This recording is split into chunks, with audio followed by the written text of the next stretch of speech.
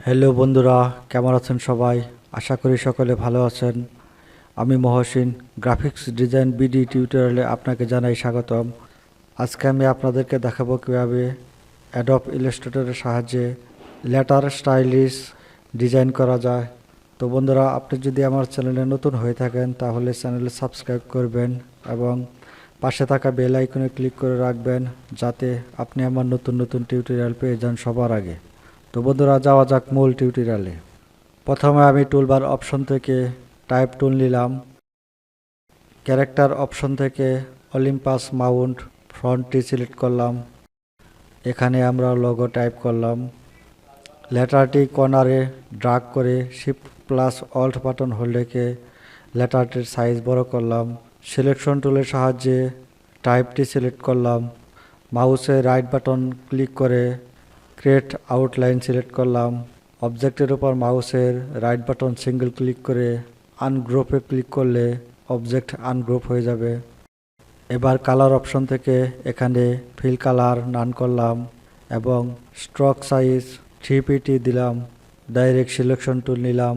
Direct selection টুলের সাহায্যে এখানে সিলেক্ট করে ডিলিট বাটন প্রেস করে এই লাইনটি ডিলিট করলাম।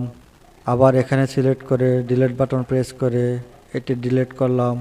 এবার এখান থেকে মাউসে রাইট বাটন সিঙ্গেল ক্লিক করে রিলিজ কম্পাউন্ড পাথ করে দিলাম। আবার এখান থেকে মাউসে রাইট বাটন সিঙ্গেল ক্লিক করে মেক কম্পাউন্ড পাথ করলাম। সিলেকশন টুলের সাহায্যে এই দুইটি সিলেক্ট করলাম। অবজেক্ট মেনু থেকে ব্লেন্ড, এরপর মেইকে সিলেক্ট করলাম।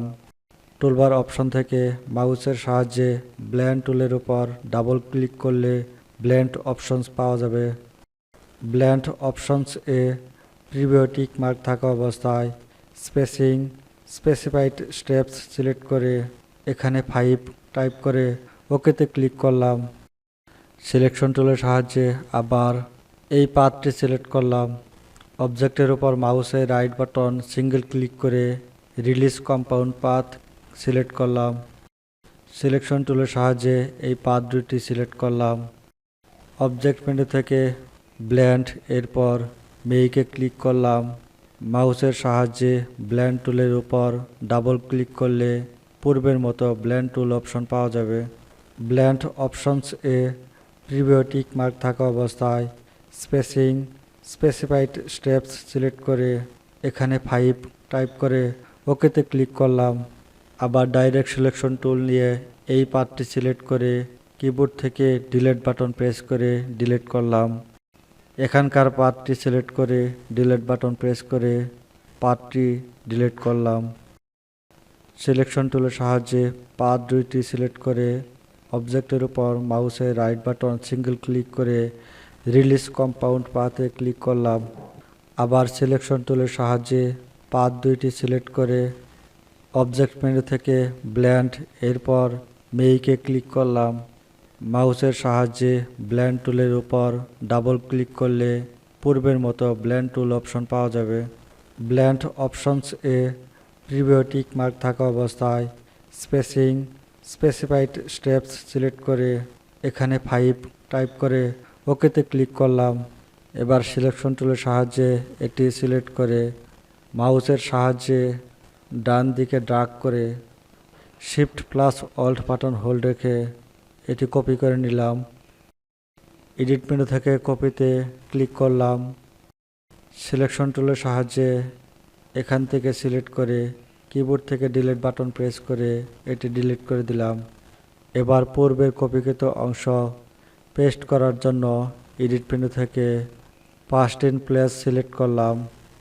সিলেকশন টুলের সাহায্যে সমস্ত অবজেক্ট সিলেক্ট করে অবজেক্ট মেনু থেকে এক্সপ্যান্ডে ক্লিক করলাম। এক্সপ্যান্ড মেনু থেকে অবজেক্ট, ফিল এবং স্ট্রোক টিক মার্ক থাকা অবস্থায় ওকেতে ক্লিক করলাম। গ্রেডিয়েন্ট টুল সিলেক্ট করলাম। এখান থেকে অবজেক্টের ফিল কালার নান করলাম এবং স্ট্রোক সাইজের উপর ক্লিক করে স্ট্রোক সাইজ উপরে দিলাম। এখান থেকে গ্রেডিয়েন্ট সিলেক্ট করলাম। গ্রেডিয়েন্ট কালারের সাহায্যে আমরা এখানে যে কোনো ধরনের কালার চেঞ্জ করে নিতে পারি। গ্রেডিয়েন্ট কালারের উপর ডাবল ক্লিক করলে কালার অপশন পাওয়া যাবে। এভাবে আমরা যে কোনো ধরনের কালার এখান থেকে চেঞ্জ করে নিতে পারি। তো বন্ধুরা, আমার টিউটোরিয়াল যদি ভালো লাগে তাহলে ভিডিও লাইক করবেন। টিউটোরিয়াল বুঝতে যদি কোনো সমস্যা হয় তাহলে কমেন্ট বক্সে কমেন্ট করে জানাবেন। ভিডিও বন্ধুদের সাথে শেয়ার করবেন। আমার পরবর্তী টিউটোরিয়াল দেখার আমন্ত্রণ রইল। ধন্যবাদ সবাইকে।